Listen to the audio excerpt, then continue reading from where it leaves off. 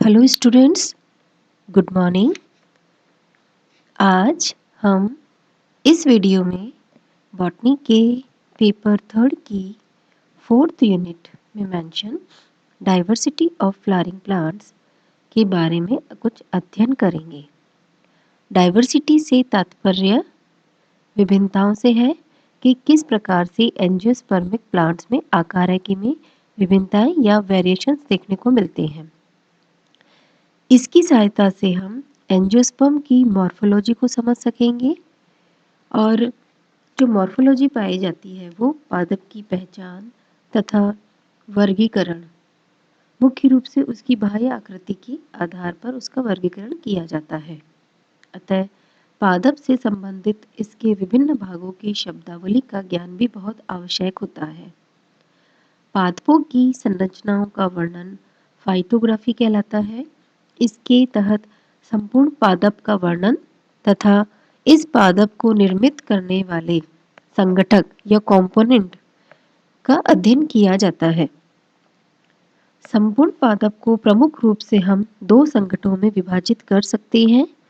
एक तो है वेजिटेटिव ऑर्गन्स यानी कि कायिक अंग जैसे जड़, तना, पत्तियां आदि तथा जननांग या रिप्रोडक्टिव ऑर्गन्स जैसे कि पुष्प और पुष्प में पुमंग यानी एंड्रोशियम व जायांग गाइनोशियम तथा फल व बीज इत्यादि।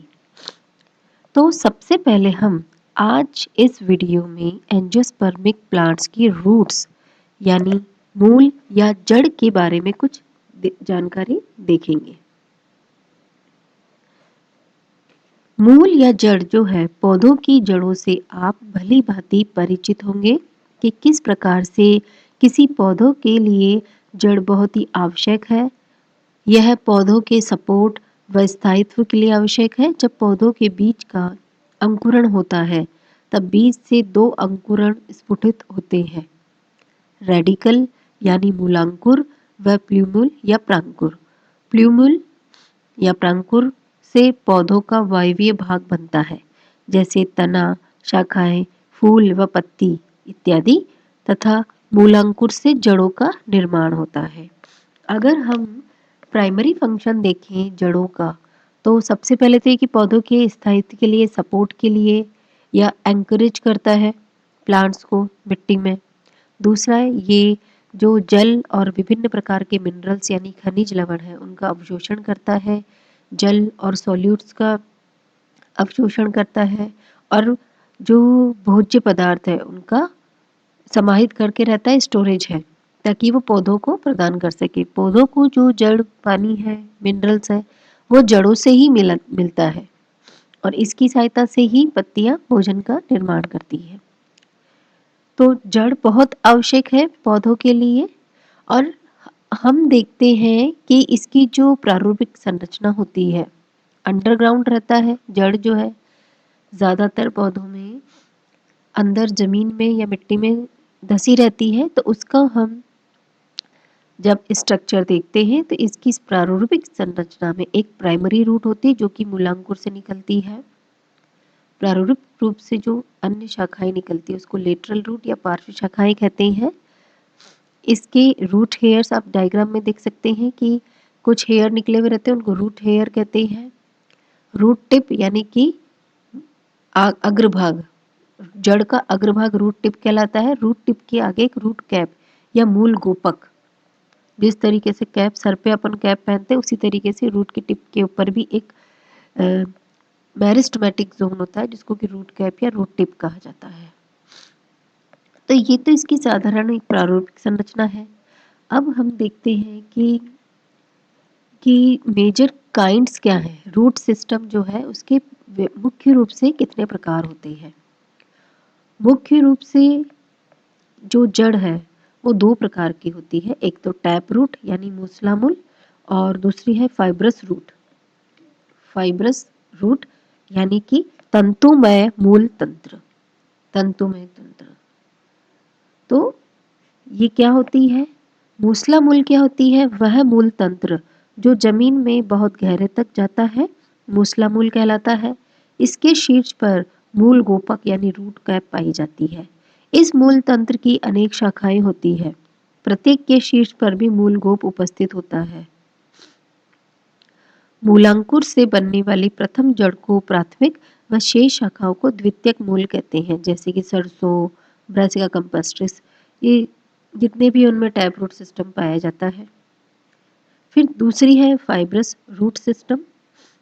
ऐसे कुछ पादपों में जिनमें मूसला मूल अल्पकाली यानी कि शॉर्ट लिव्ड होती है, शीघ्र ही तंतुमय मूल तंत्र द्वारा प्रतिस्थापित हो जाती है, जैसे कि ट्रिटिकम है, या फिर बहुत से अपने ऐसे उदाहरण एंजियोस्पर्म प्लांट के उदाहरण देखने को मिल जाएंगे जिसमें फाइब्रस रूट सिस्टम पाया जाता है। अब उसके बाद आती है एडवेंटेशियस रूट्स यानी कि अपस्थानिक जड़ें या मूल। अपस्थानिक शब्द से आप क्या समझते हैं? अपस्थानिक का मतलब होता है अपने स्थान से हट जाना या नॉर्मल से अलग हट करके। तो अपस्थानिक रूट यानी कि वैसे तो जनरली मूलांकुर से, पौधों के मूलांकुर से, जो मूलांकुर वाला भाग है वहां से जड़ का निर्माण होता है, लेकिन इस भाग से अलग हटके पौधे के किसी और भाग से अगर जड़ का निर्माण होता है तो वो जो जड़ है वो अपस्थानिक जड़ कहलाती है। तो मूलांकुर के अलावा पादप के किसी अन्य भाग से विकसित होने वाली मूल को अपस्थानिक मूल कहते हैं। अब हम देखते हैं कि ये जो रूट्स है उनके मॉडिफिकेशंस क्या है। मॉडिफिकेशंस यानी रूपांतरण। कोई भी रूट किसी विशिष्ट कार्य को करने के लिए अपनी शेप में, अपनी संरचना में या अपने कार्य में कुछ रूपांतरण करती है, तो ये सब उसकी रूपांतरण कहलाते हैं। तो हम देखते हैं कि क्या क्या इनमें रूपांतरण पाए जाते हैं। तो जो रूपांतरण है वो टैप रूट यानी मूसला मूल और तंतुमय रूप फाइब्रस जो एडवेंटेशियस रूट्स है, उन दोनों में ही ये जो रूपांतरण है पाए जाते हैं। तो टैप रूट में क्या क्या रूपांतरण होते हैं, अपनी रूट्स अपनी क्या क्या रूपांतरण करती है, तो ये कुछ चार पांच प्रकार के रूपांतरण हैं। इनको हम स्टेप बाय स्टेप समझते हैं। सबसे पहले हम लेते हैं फ्यूजीफॉर्म। फ्यूजीफॉर्म या तर्कुरूप। तर्कुरूप आप जानते होंगे। तो ये दोनों सिरों पर पतली होती है और बीच में फूली हुई होती है, जैसे कि मूली आप देख सकते हो, रेफाना सटाइवस मूली। तो इस प्रकार की जड़ भोजन संग्रह करके फूल जाती है, मतलब उसने संरचना में भी परिवर्तन किया है। और क्यों किया है? ताकि ये भोजन का संग्रह करती है। दूसरा है नेपीफॉर्म यानी कि कुंभी रूपी। कुंभ का जो शब्द है अपन कलश के लिए यूज में लेते हैं। इस प्रकार की जड़ में मूसला मूल के अतिरिक्त कभी कभी बीज पत्राधार भी भोजन संग्रह करने का कार्य करता है। जड़ का आकार ऊपर की ओर गोल तथा नीचे अचानक से सकरा हो जाता है, जैसे कि शलजम आपने देखा होगा और डायग्राम में देख सकते हैं। शलजम सभी ने देखा है, भले से खाया नहीं होगा लेकिन शलजम के बारे में सभी जानते हैं। तो ये अपने रूटीन के एग्जाम्पल है जिनको आपको रटने की जरूरत नहीं है। आप समझ सकते हो कि भाई नेपीफॉर्म यानी कि कलश या कुंभाकार जो संरचना है वो शलजम में पाई जाती है। तीसरा है कॉनिकल यानी कि शंकु रूप। शंकु रूप हम सब समझते हैं कि ऊपर से चौड़ा होगा, नीचे से सकरा होगा। तो इस प्रकार की जड़ का ऊपरी सिरा चौड़ा और जो नीचे की ओर धीरे धीरे धीरे धीरे सकरा होता है, एकदम से नहीं होता। कुंभी रूप में तो एकदम से सकरा हो जाता है, धीरे धीरे हो जाता है, जैसे कि गाजर है ना। अंतर है मूली में और इस गाजर में। मूली आप ध्यान से देखना, ऊपर का सिरा और नीचे का सिरा होगा पतला, बाकी बीच का मोटा होगा, जबकि गाजर में ऊपर का मोटा और नीचे से सकरा होता जाएगा। फिर उसके बाद आती है ट्यूबरस या ट्यूबरक्युलर यानी कि साकंद मूल, कंदिल मूल। इस प्रकार की जड़ अनियमित रूप से फैली हुई रहती है, जैसे गुलब्बास यानी मिराबिलस जलापा। उसका कोई शेप नहीं होता कि वो कहाँ से फूलेगी, उसकी जहाँ से इच्छा हुई वो कहीं से भी फूली हुई रह सकती, अनियमित आकार की होती है।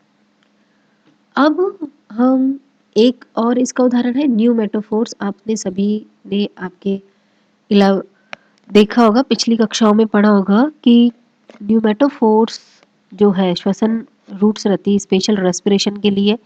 मार्शी एरिया यानी दलदल में पाए जाने वाले पौधों में जो जड़ें हैं ढंग से श्वसन नहीं कर सकती तो पानी के ऊपर, दलदल के ऊपर आ जाती है और वायवीय भाग के पास, और फिर वो वातावरण से ऑक्सीजन लेके श्वसन करती है। तो इस प्रकार के इसमें ब्रीदिंग पोर्स होते हैं छोटे छोटे। तो इस प्रकार की जो रूट है वो न्यूमेटोफोर्स कहलाती है। अब हम देखते हैं कि एडवेंटेशियस यानी अपस्थानिक रूट में क्या क्या मॉडिफिकेशंस पाए जाते हैं। अपस्थानिक रूट 3 प्रकार से मॉडिफाइड हो सकती है। क्या क्या काम करने के लिए? फूड का स्टोरेज के लिए, मैकेनिकल सपोर्ट के लिए, और एक है विभिन्न प्रकार के जैविक या वाइटल फंक्शंस करने के लिए। तो सबसे पहले हम देखते हैं कि फूड स्टोरेज करने के लिए कौन कौन सी फूड रूपांतरित होती है, किस प्रकार से बनती है। सबसे पहले है ट्यूबरस रूट यानी कि कंदिल मूल। जब अपस्थानिक जड़ें फूली हुई व मांसल होती है तब वह कंदिल मूल कहलाती है। जैसे कि शकरकंद, शकरकंद सबने देखी होगी, आप डायग्राम में भी देख सकते हैं। आइपोमिया बटाटस शकरकंद है। दूसरी है फेसिक्यूलेट रूट या फेसिक्यूलेटेड यानी कंदिल गुच्छ।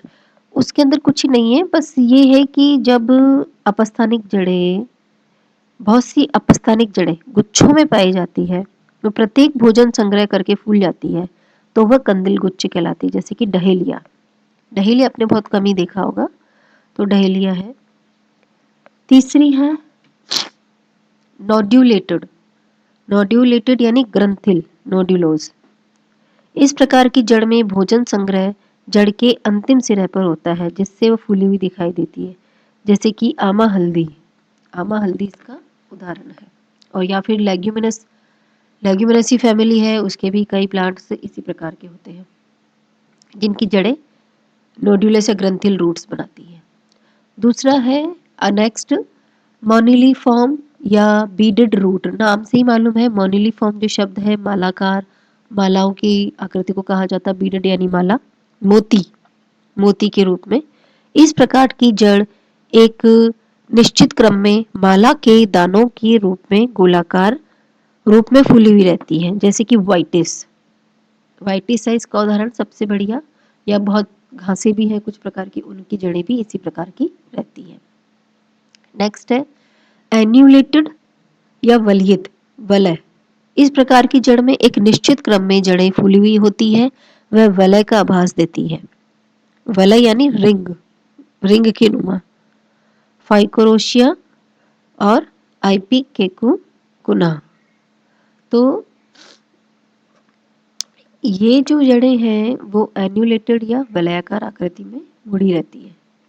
नेक्स्ट है मैकेनिकल फंक्शन करने के लिए, यानी कि जब कोई भी रूट यांत्रिक सहारे के लिए या सहारे के पौधे के सहारे के लिए रूपांतरित होती है, तो वो मैकेनिकल फंक्शन उनका कहलाता है। इसमें सबसे पहला उदाहरण है प्रॉप रूट यानी कि स्तंभ मूल। इस प्रकार की जड़ें पौधे को भूमि में स्थिर रखने के लिए अतिरिक्त यांत्रिक बल प्रदान करने का कार्य करती है। यह पौधे के किसी भी भाग से अपस्थानिक रूप से निकलकर उस अंग को विशेष स्थिति में रखने में सहायता प्रदान करती है। बरगद में क्षैतीय वायवीय शाखाओं से ये जड़ें निकलकर नीचे की ओर धनात्मक रूप से गुरुत्वानुवर्ती वृद्धि करते हुए जमीन में नीचे चली जाती है। वह बड़ी शाखाओं को साधने का अर्थात यांत्रिक बल प्रदान करने का कार्य करती है। जैसे कि सबसे अच्छा उदाहरण आपने जो देखा भी है, सब जानते हैं, बरगद है। बरगद की जड़ें आपने देखी होगी हवा में लटकती हुई, तो वो है फाइकस बेंगालेंसिस। रबर प्लांट में भी पाई जाती है, बनियान ट्री में तो पाई जाती है। नेक्स्ट है स्टिल्ट रूट यानी कि जटा मूल या अवस्तंभ मूल।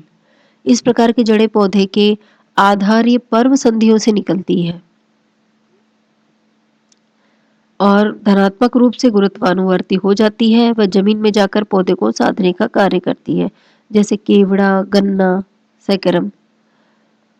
नेक्स्ट है रूट बट्रेसेस या बट्रेस रूट। इस प्रकार की जड़ें भूमि के कुछ ऊपर की ओर निकलकर तख्ते के रूप में फैली रहती है। वे वृक्षों को यांत्रिक बल प्रदान करने का कार्य करती है। बॉम्बेक्स या सैमुअल इसका उदाहरण है। एक बिटर आलमंड भी है यानी कि बादाम, बादाम भी की जड़ों का उदाहरण भी रूट बट्रेसेस है। यानी कि पुष्ता या वप्र मूल, इसको हिंदी में कहा जाता है। नेक्स्ट है क्लाइंबिंग रूट्स, क्लाइंबिंग या आरोही। नाम से ही समझ सकते हैं कि इस प्रकार की जड़ें कमजोर तनों वाले आरोही पादपों की पर्व संधियों पर निकलकर उन्हें आधार प्रदान करती है। वह आरोहण यानी ऊपर चढ़ने में मदद करती है। जैसे पान है, पाइपर बीटल है ना, पाइपर बीटल में इस प्रकार की जड़ें पाई जाती है। फिर विभिन्न प्रकार के कुछ अपस्थानिक जड़ें कुछ विशिष्ट जैविक कार्य करने के लिए भी रूपांतरित हो जाती है। जैसे कि सबसे पहले है एपीफाइटिक रूट्स। एपीफाइटिक रूट्स या ऊपरी रोही, यानी कि ऊपरी रोही पादपों की मूल में एक विशेष ऊतक पाया जाता है, वेलामेन, जो कि वेलामेन कहलाता है। यह पादप को वायु की आर्द्रता को अवशोषित करने में सहायता प्रदान करता है, जैसे कि वेंडा, वेंडा इसका उदाहरण है। नेक्स्ट है पैरासिटिक रूट, नाम से ही मालूम है, परजीवी रूट। इसको हॉस्टोरियल रूट भी कहते हैं। इस प्रकार की जड़ें पोषक पादप में प्रवेश करके पादप से संबंध स्थापित कर लेती है, वह उससे भोजन व का शोषण करती है। जैसे कि अमर बेल, कसपुटा, ये सब डॉडर प्लांट में भी ये पाई जाती है। तो ये पैरासिटिक रूट्स होती है इस प्रकार से। नेक्स्ट है एसिमिलेटरी और फोटोसिंथेटिक रूट। एसिमिलेटरी या फोटोसिंथेटिक रूट जो या स्वांगीकरण जड़ें, इस प्रकार की जड़ें हरी होकर प्रकाश संश्लेषण के कार्य में सहायता प्रदान करती है। जैसे कि गिलोय, टिनोस्पोरा और सिंघाड़ा, उनकी ये जड़ें जो है फोटोसिंथेसिस के कार्य में। कुछ एक जड़ होती है फ्लोटिंग रूट्स, जैसे कि जूसिया या वाटर प्लांट्स जो रहते हैं, और नोडुलेटेड रहती है कुछ में, कुछ कुछ और है। तो ये थे आज हमारे रूट्स के प्रकार, मॉडिफिकेशंस। और जो आगे आने वाले वीडियोस हैं उसमें हम देखेंगे, आज हमने रूट्स को देखा, फिर हम स्टेम, फ्लावर्स, लीव्स, इनफ्लोरेसेंस, इनको हम समझेंगे। Okay, thank you.